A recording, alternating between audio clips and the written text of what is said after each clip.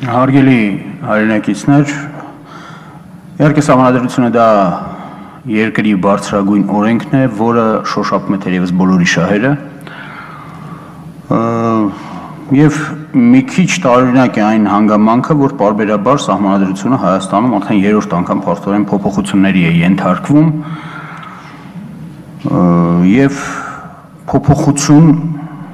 որը ծավալային առումով ըստ էության կասկած չի թողնում, որ վերևից ներքև օրենքների ողջ համակարգը փոփոխությունների է ենթարկվելու, որովհետև սահմանադրությունը դա այն բարձրագույն օրենքն է, որի վրա հենվում են օրենքների մի զգալի հատվածը, նրանք պետք է փոփոխվեն, եւ այդ փոփոխությունները երևի թե հաշվարկված չէ, թե որքան օրենք ըստ այս սահմանադրության կփոխվի, նրա ծավալները աներևակայելի մեծ են եւ դժվար համադրելի գոյություն ունեցող իրավիճակի հետ եւ կանգնում է մի կարեւորագույն հարց. Սահմանադրական այսպիսի կտրուկ լայնածավալ փոփոխությունները համապատասխանում են այն ընթացքին, որի մեջ գտնվում է մեր երկիրը։ Արդյոք բոլոր հնարավոր չափորոշիչներով մեր երկիրը համապատասխանում է այդպիսի անցումների։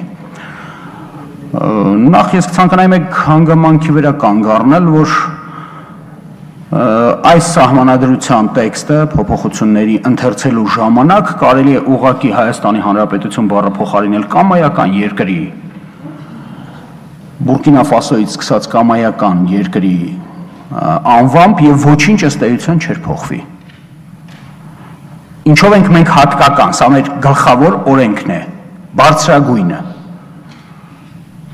Մենք որպես ժողովուրդ անցել ենք հազարավոր տարիների միջով, բերելով այն արժեքները, որոնք մեզ ապահովել են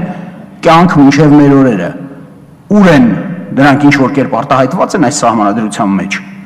Այստեղից պետք է սկսվեր այնուամենայնիվ օրենքների տրամաբանությունը, իսկ եթե մեզ պարտադրվում է օրենքների այսպիսի մի բազմություն,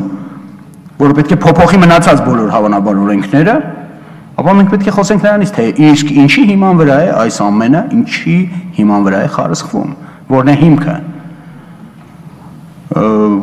Երևի թե պետք չի զարմանալ, որ հայ ժողովուրդը պարբերաբար բարձրացնում է միևնույն խնդիրները ընտանիքի,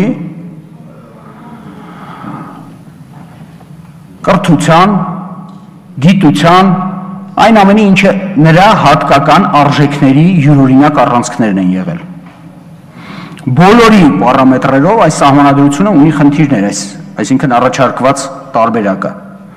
Ես կխնդրեի պարզ ասել, թե օրինակ քան երկրի սահմանադրություն է խոսում այն մասին, որ իր երկրի ներսում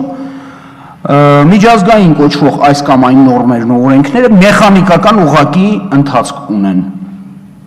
Կա այսպիսի տվյալ։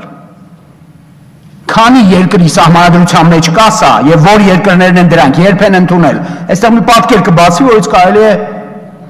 շատ եզրակացություններ անել։ Վերջապես, երբ որ խոսքը վերաբերում է մեր երկրում իրավիճակին, հասկանալի չէ, որ մեր երկրում կրոնական իրավիճակը այնուամենայնիվ խիստ յուրահատուկ է։ Հայոց առաքելական եկեղեցուն հավասարեցնել հնարավոր բոլոր դենոմինացիաները, որոնք մուտք են գործել Հայաստան, սահմանադրական այս առաջարկով համարում եմ անթույլատրելի եւ խիստ վտանգավոր։ Ինչ վերաբերում է, ես ճիշտն ասեմ, չէ ուզում բարձրացնել այդ միասեռական ամուսնությունների խնդիրը, բայց երբ որ իմ պատասխանի ժամանակ հանգարտ հնչեց, իմ հարցի ժամանակ հնչեց նաեւ այդ պատասխանը, կցանկանայի ասել, որ իսկապես մեր ժողովրդին չի կարող չանհանգստացնել այն հանգամանքը, որ Քրիստոֆ Գրաբեն Վարտերը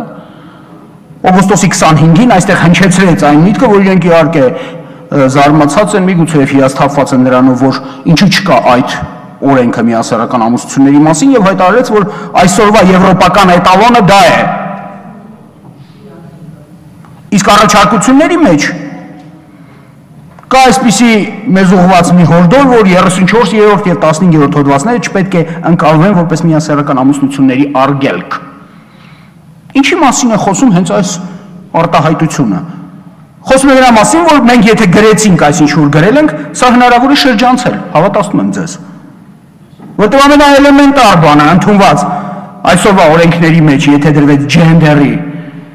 հասկացությունը եւ որպես սոցիալական սեր սկսեց որպես օրենքի մեջ գոյություն ունեցող բաղադրիչ շրջաբերվել, մենք մեխանիկորեն կանգնելու ենք փաստի առաջ։